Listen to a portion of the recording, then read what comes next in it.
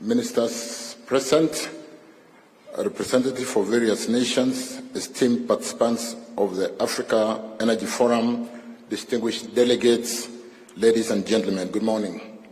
Still morning. Let me take this opportunity to welcome you all to Nairobi, Kenya. Let me also welcome you to our premium annual panel where governments and utilities meet annually to address the international energy community and opportunities available in Africa, power and gas sectors. The Africa Energy Forum, Your Excellency, brings together senior government officials and private sector executives to discuss opportunities in expanding public and private energy sector. I extend my gratitude to the organizers for choosing to hold this forum in Nairobi, Kenya, allowing us to showcase the journey of the energy space in Africa. It's one of the most meaningful gathering of decision makers in Africa energy sector and brings together governments, utilities, regulators, development, finance institutions, commercial banks, power developers, technology providers, EPC contractors, and professional service. Your Excellency, over the next 3 days, we'll seriously engage and look at several topics, including insights from ministers and heads of utilities on energy mining from the continent. And like Simon said, we have over 23, 24 ministers in the House today from the continent. We'll also look at increasing pace and scale, how to increase the pace and scale of Africa renewable energy projects, the growing role of Africa gas within the geopolitical context, breaking down barriers to energy transition in mining.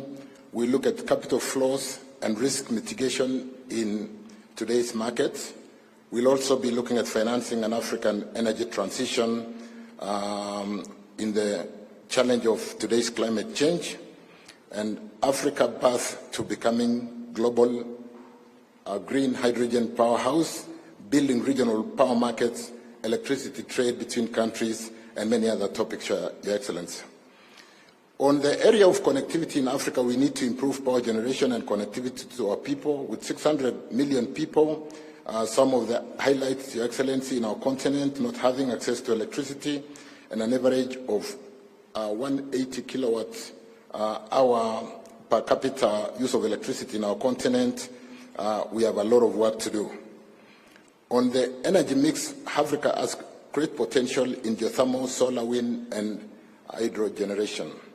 In the field of geothermal exploration, Your Excellency, Kenya stands as we have tapped into the vast geothermal potential of the Great Rift Valley. I invite the guests here today, and I'll be spending the next 3 days to ensure that some of us do get a chance to visit our Olkaria magical energy trail to see what we've done in geothermal. It's only 70 kilometers out of Nairobi here. On wind power, our commitment to wind power generation has borne fruit. One shining example, of course, is the Lake Turkana wind project located in northern part of Kenya, one of the largest wind power plants in Africa and in the world today. Africa in hydro generation has vast hydro generation potential from the Congo River Basin, the third largest river in the world, to the Nile Basin and what the Ethiopia, our neighbors, are doing. In Kenya, we have developed our hydro plants in renowned Seven Forks Hydro Complex, including Masinga, Kamburu, Kiambere, in the Tana River, which contributes 700 megawatts of our energy supply. In addition to these large-scale projects, we need to recognize the potential of small hydro systems. Small hydro system, ladies and gentlemen, plants such as the 2 megawatts, Your Excellency, Kogo plant in Migori County, plays a vital role in electrifying rural and remote areas where grid connectivity may be and remains a challenge. On solar PV, we have vast potential of solar energy in Africa. Solar also witnessed tremendous growth with photovoltaic improved technology today and the cost of solar PV coming down, coupled with the battery storage. That will be the next really blue sky for us to conquer. Through innovative approaches such as solar mini-grids and off-grid solar, Africa can extend electricity access to remote areas and marginalized communities. The Garissa solar plant, located in northeast part of the Kenya region, is one of our largest solar plants today with a total of 54 megawatts. It has the capability of powering approximately 625,000 households, bringing clean, affordable electricity to our people. On transmission, ladies and gentlemen, to enhance connectivity and efficiency in Africa's energy sector, we have to expand our transmission and distribution infrastructure, build cross-border infrastructure, regional power grids, and interconnections to facilitate energy trade and foster integration and economic growth. By embracing hydroelectric power, geothermal energy, wind power, solar energy, and gradually reducing our reliance on thermal, we will create the diverse and resilient energy sector in our continent. Africa has tremendous potential in renewable energy. Our beautiful continent possesses abundant natural resources that can be harnessed to generate clean and sustainable electricity for the benefit of all. And in conclusion, ladies and gentlemen, through our diverse energy mix, we will achieve remarkable progress in meeting our energy needs while reducing our carbon footprint and contribute to global efforts in combating climate change and creating a greener planet. We invite international partners to join us in this journey as we continue to shape a brighter and more sustainable energy future. As we gather here at the Africa Energy Forum 2023, we will learn from one another, share our experiences, and collaborate to create a brighter, more sustainable energy future for Africa. The Africa Energy Forum is a great avenue for us to showcase our achievements and highlight the tremendous potential that exists within our borders. Together we can harness the power of innovation, technology, and partnership to address our energy challenges and unlock the vast potential that lies within our continent. We must work hand in hand to develop innovative financing mechanisms, create favorable policy frameworks, and promote technology transfer and capacity building. Only through collaboration we can unlock full potential of renewable energy and build a sustainable future that leaves no one behind. I wish to extend my heartfelt gratitude to all the participants, organizers, and partners who have contributed to making this event a reality. Let us seize this unique opportunity to chart a new course for the energy sector in Africa. And in concluding, Your Excellency, let me say, in the just concluded International Energy Agency, which was held a fortnight ago, Kenya was nominated to host the next year's conference on renewable energy. Energy conservation has been identified as one of the key climate change adaptation strategies with respect to migrating from thermal to renewable energy. Your Excellency, I'm sure you'll also be making a note and inviting this summit with respect to the fact that Africa heads of state and governments on climate change will be co-hosted by Kenya and the Africa Union in September, alongside this year's Africa Climate Week in September between 4th and 6th. Our President is certainly going to make an invitation to this wonderful audience, and I hope all of you will come back to Nairobi in September. Thank you, Your Excellency. Thank you, our guests. Welcome to Nairobi. Welcome to Kenya. We now are upstanding and put our hands together to welcome His Excellency, the President, Dr. William Ruto, to make his remarks. Thank you. Thank you very much. Thank you very much. Please, let's take our seats. Thank you very much. To all our guests from within our continent who are present here, senior government officials from different parts of the world, captains of industry, people in the energy space, good morning and welcome to Nairobi. Before I make my brief statement, let me volunteer some information to you. I have been asked by the Minister for Tourism and Heritage to tell you that while you are in Kenya, you might have a small problem. You may feel too much at home, and going back to where you came from may be a challenge. And she asked me to explain the reason why. Kenya scientists, and I am one of them, have that the very earliest remains of man were found in Loyangalani in Kenya, meaning this is where humanity began. So from wherever you have come from, welcome home. All of you. I know you paid for your visa. You had to look for a visa to come to Kenya. If the people of Kenya finally agree with me, the next time you come to Kenya, you may not need a visa, because I think it is unfair to ask anybody for a visa when they are going home. I have also been sent by the governor of Nairobi. He's my friend, and he has told me to ask you to enjoy Nairobi, to give you a bit of geography. On one end is a canopy of very good forest, and you have a national park with wildlife. He's also asked me to tell you that sometimes the lions and cheetahs break from the fence at the national park. So when you find a lion by the road, so be careful, because it is not tamed, it is wild.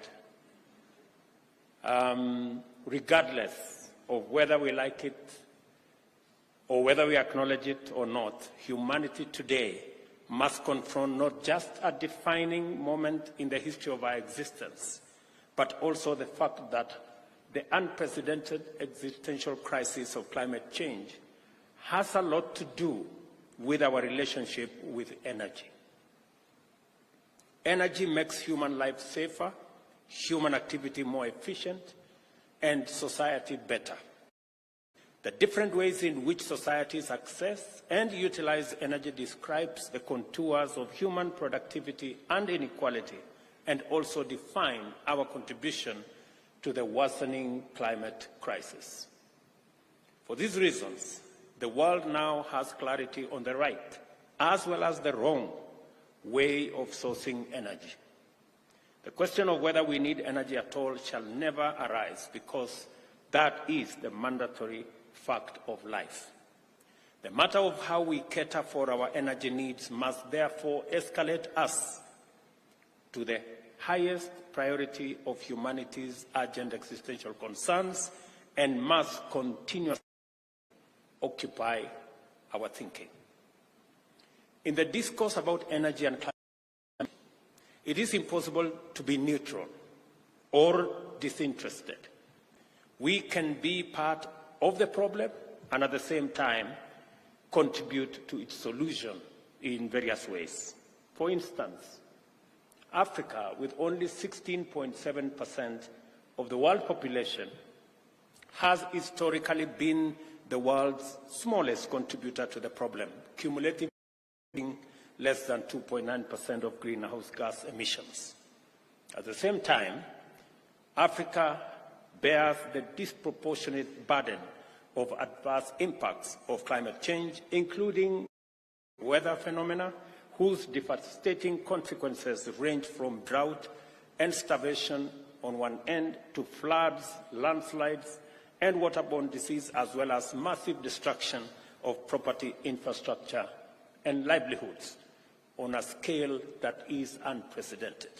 Moreover, Africa is home of the world's greatest concentration of people without access to efficient and ecologically sustainable energy, with 600 million people having no electricity at all and 900 million people without clean cooking energy. Further, Africa as a continent is heavily endowed with clean, green, and renewable energy resources, as well as the essential minerals required by the global energy transition that humanity must undertake to avert a climate catastrophe. For the reasons set out above, it is both the appropriate and the iconic that Africa has remained a leading actor and voice for climate action efforts. There is no doubt that for 4 decades now, Africa has been robustly and consistently involved in national, regional, continental, and global discourses aimed at finding effective solutions to the climate change problem. This commitment has highlighted Africa's unique place in the global energy and climate mix, and at the same time positioned it as the clean, green continent of the future. The 25th edition of the Africa Energy Forum, therefore, reminds us about the history, progress, achievements, figure, and consistency of Africa's commitment to developing a viable pathway towards energy access and effective climate action. For 3 decades, a broad spectrum of African agencies has assembled annually to pursue dedicated dialogue on our unique energy imperative. For 25 years, African governments, energy sector utilities and regulators, development finance institutions, innovators, and technology providers have sustained a commitment to collaborate and take action to move Africa in the direction of its Paris Agreement goals. Kenya's experience of energy sector potential, policies, investment opportunities, exemplify the huge possibilities within the African energy and climate action complex. Allow me to explain. Decades ago, Kenya boldly invested in the development of its renewable energy potential at a time when it was not fashionable to do so. The decision has paid off. Renewable sources form 73% of our installed electricity generation capacity, accounting for over 90% of electricity generated and distributed in Kenya. Additionally, through appropriate incentives and a conducive investment climate, Kenya has mobilized necessary investments to install the biggest wind power plant in our part of the world, the Lake Turkana Wind Power Project. I heard ministers say it is among the largest in our continent. It is the largest in our continent. At the same time, we are steadily exploiting and deploying available geothermal potential, currently estimated at 10,000 megawatts. What Kenya has learned from these developments is that it is possible to achieve ambitious development goals while maintaining clean, green energy commitment.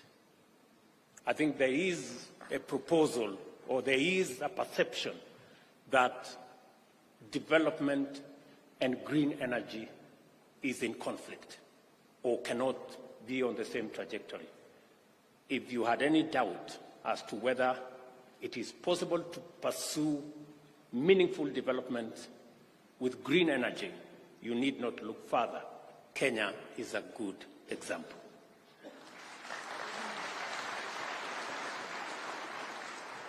Energy is one of the fundamental enablers for the transformation agenda and our infrastructure component of our bottom-up economic transformation agenda. Partnerships and collaborations in the energy sector are premised on the fact that Kenya is endowed with substantial renewable energy resources which constitute a highly attractive investment profile. The opportunities include, and I'm saying this because I know in this room we have men and women who are looking for opportunity to invest in our country and in our continent. One, proven wind energy potential of 30,000 megawatts with 346 per square meter and speeds of over 6 meters per second. A wind resource atlas is available to show high-value wind power prospects. And I suggest that atlas be made available and transport also be made available so that you can go and see sites. The Lake Turkana Wind Power Project, with a capacity of 310 megawatts, is the largest in our continent. And just the same way Davis has said he will arrange to take you to Olkaria, I suggest that he also puts together a plane to take people to this great project. Average annual solar installation estimates at 4 to 6 kilowatt hours per square meter per day exist for both off-grid and on-grid options. A Kenya off-grid solar access project is under implementation, but covering 14 underserved counties.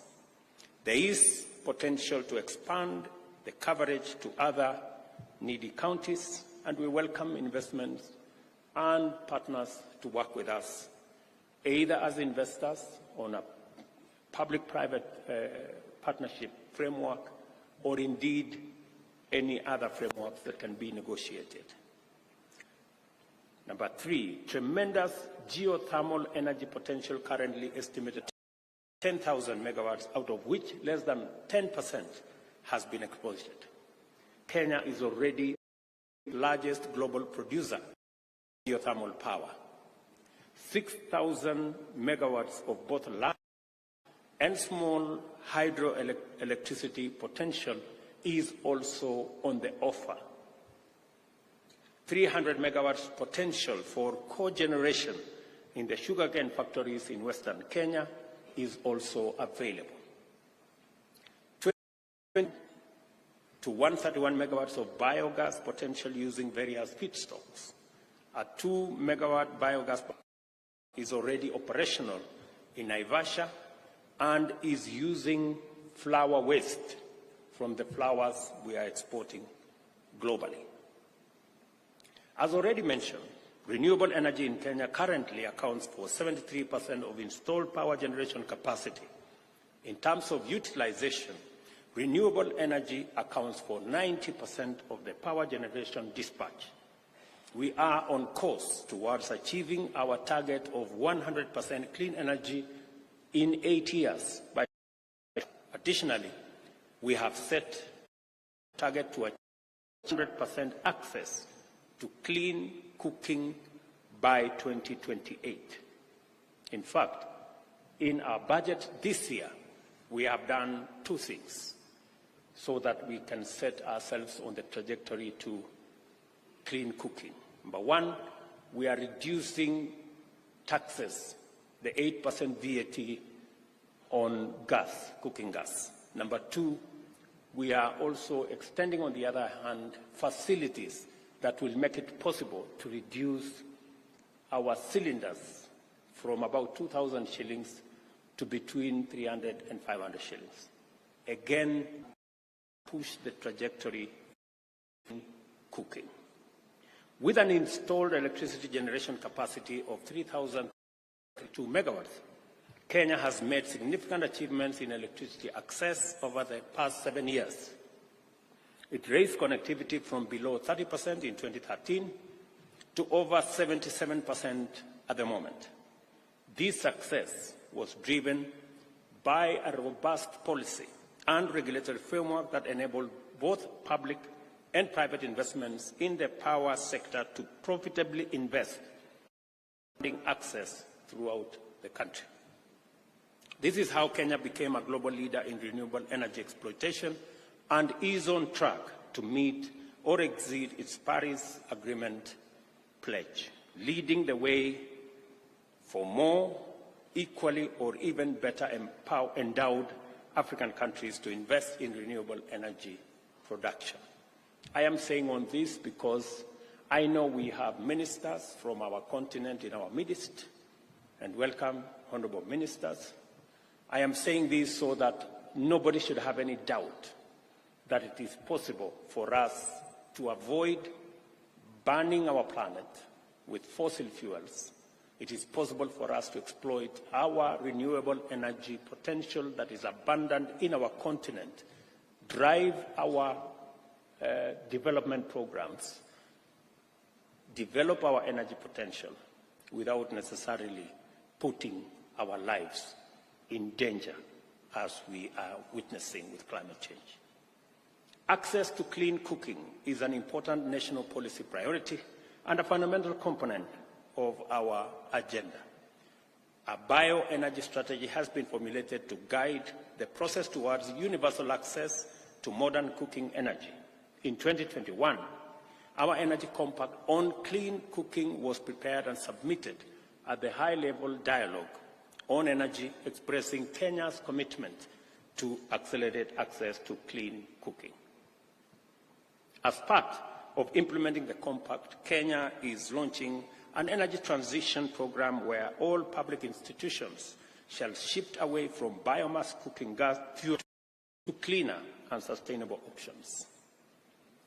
At the same time, Kenya advocates the establishment of the International Day for Clean Cooking as a way of sustaining the momentum towards universal health to clean cooking. As many delegates can confirm, and the rest will shortly do, Kenya is deeply committed to the agenda of the Africa Energy Forum. We affirm this forum's confidence that with the right policies, investments, technologies, and innovations, our economies can facilitate unprecedented transformation in competitive, while at the same time making decisive progress in climate action. In other words, Kenya would like very much to be cited as an example that bold socio-economic transformation and climate action are not mutually exclusive and indeed can be pursued most successfully together. I also want to state that Africa will remain an indispensable player in global transition to climate action, new industrialization, and green energy for a while, and for this reason will highly reward investors who are making their moves now or very shortly. The opportunities, I want to confirm, are vast. Sustainable energy development lies at the heart of our vision. Investing in renewable energy sources such as solar, wind, hydro, and geothermal power is not only a choice, but also a pathway to a more prosperous and equitable Africa. By transitioning away from fossil fuels, we shall contribute to global efforts to mitigate climate change, protect Africa, and secure a sustainable future for ourselves and for the generations that will come after us. Sustainable energy development requires sufficient scale to ensure universal energy access and affordability.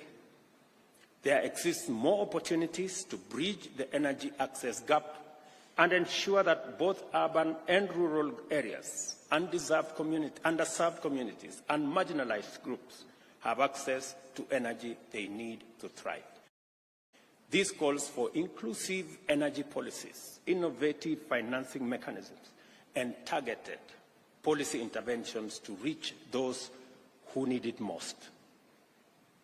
Isolation, unilateral effort is becoming costly in the era of Pan-African regional and continental integration.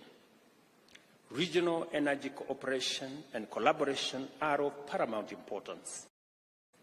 By working together, Africa can maximize their collective potential and enhance energy security, stability, and efficiency. Cross-border energy infrastructure projects, such as regional power grids and interconnections, will not only facilitate energy trade, but also foster regional integration and inclusive economic growth.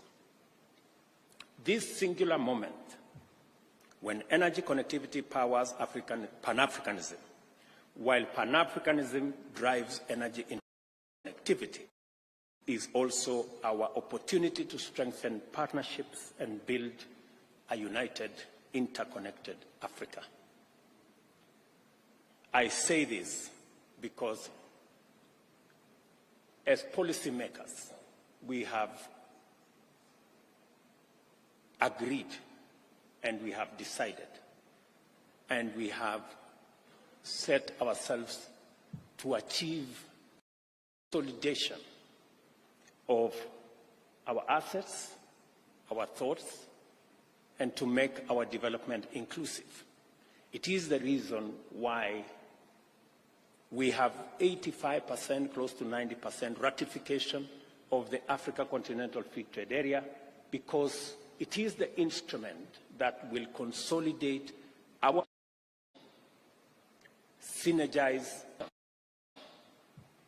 create the single largest market of 1.4 billion people, and being the youngest continent, provide ourselves the opportunity to provide global labor for the future. In any case, by 2050, a quarter of the world's population will be living in the African continent. And the endowments that we have, the huge energy resources that we have, green energy resources that we have in wind, in solar, in geothermal, in hydro, the huge resources we have in sustainable agriculture, because we have 2/3 of the world's uncultivated agricultural land. And with our demographic dividend, we want to position the continent of the future, the continent that is going to drive green industrialization, that assist the globe in making sure that we have not just green energy and green industrialization, but assist in decarbonizing the rest of the world. We all agree today that the conversation is no more and should not be, or the reality, it should not be a North versus South conversation, or rich versus poor, or the emitters versus the non-emitters. We need to find a win-win conversation that will make the work with the emitters work with the non-emitters, so that we can solve this problem. And hopefully, we are going to have that conversation, the beginning of that conversation, the day after Paris, because we need a new financing deal that will make it possible for all of us as humanity to realize the existential threat that we face as humanity because of climate change. The North is as at a risk as is the South. The emitters are as vulnerable as the non-emitters. So we need to work together. This is not time for finger pointing. This is not time for blame game. This is the time for us to work together towards a solution to save our planet, to ensure that we deploy all the resources we have. First time, those of us from the African continent are not going to complain. We're not going to lament to anybody. We want to have a conversation of equals. We want to have a conversation of the assets that we have. We have huge renewable energy assets. We have huge mineral assets that can be used to deploy hydrogen technology to sort out the power challenge that we have. The North can come with technology and financial resources, and we can have an outcome where everybody becomes a winner. This is the conversation we want to have. It's not a conversation about aid. It's not a conversation about loans. about debts. It's a conversation about investment, where everybody comes with their assets. That is the conversation we want to have. We should be discussing a financial ecosystem, a new international financial mechanism that is going to have no lesser or greater partners. That is going to be a win-win, where everybody is treated equally. For those of you who are in the development finance sector, you know very well that today some countries access development finance at 10–12%.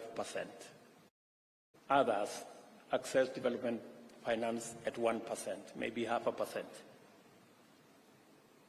We are saying we should have an international financial system that treats everybody equally and that does not disadvantage others because of an element called risk.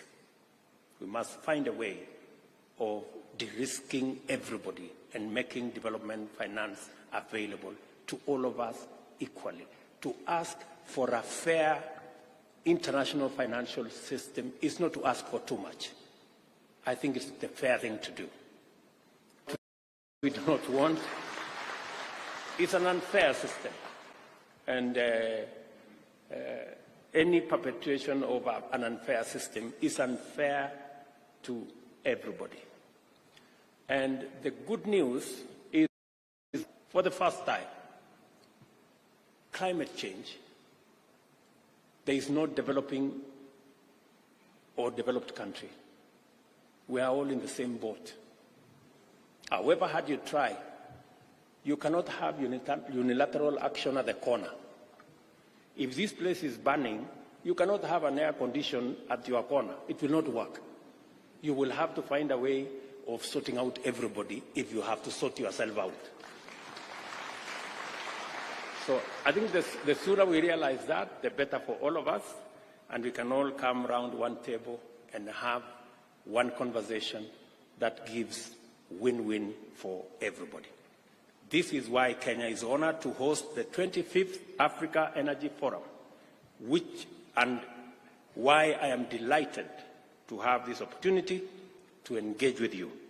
I welcome all visitors, wish you all a pleasant stay in the green city in the sun, and enjoy to make a little time to experience the warmth, luxury, beauty, delight, and charms of magical Kenya.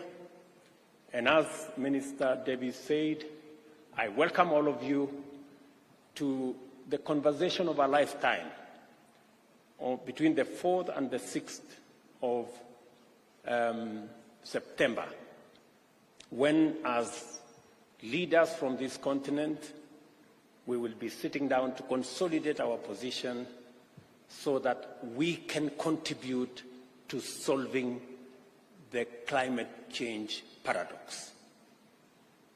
We are putting our thoughts together. I am hopeful that in Paris we will be able to configure and agree on a new financial deal, which we will consolidate and organize in September.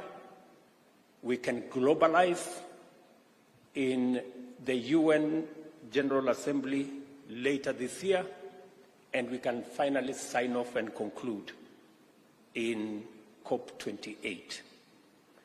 I am very hopeful that we are in the space to finally sort out what we started almost 20 years ago at the first Paris Agreement. A lot of tension has built over time.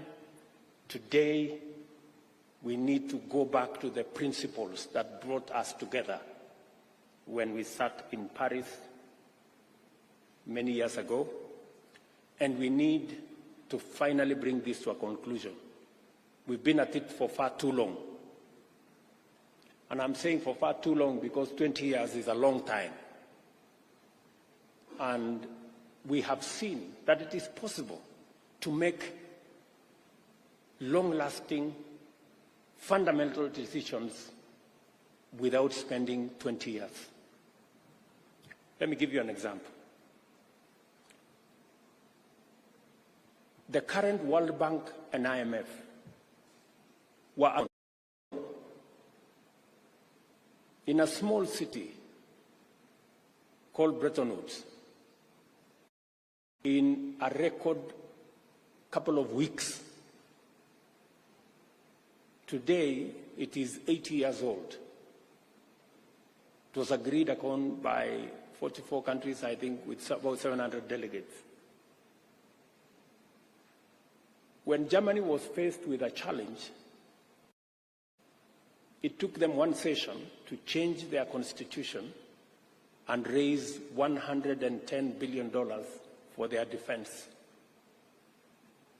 After the Cold War, Europe came together and established the Reconstruction Bank that today is European Investment Bank.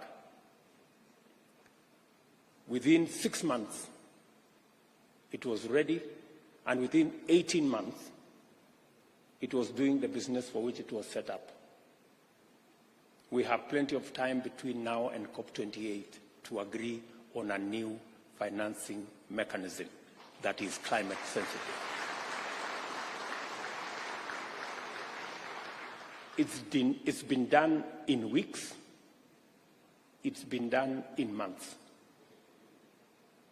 This one has taken years, 15 years. Don't you think, good people, it's time to bring it to a conclusion? I sincerely think it's time to bring it to an end. And COP28 it is, according to me. Finally, I look forward to engaging further with insights from the outcome of your engagements and wish you very productive deliberations and outcomes in your time here. The Africa Energy Forum is now opened. Thank you very much.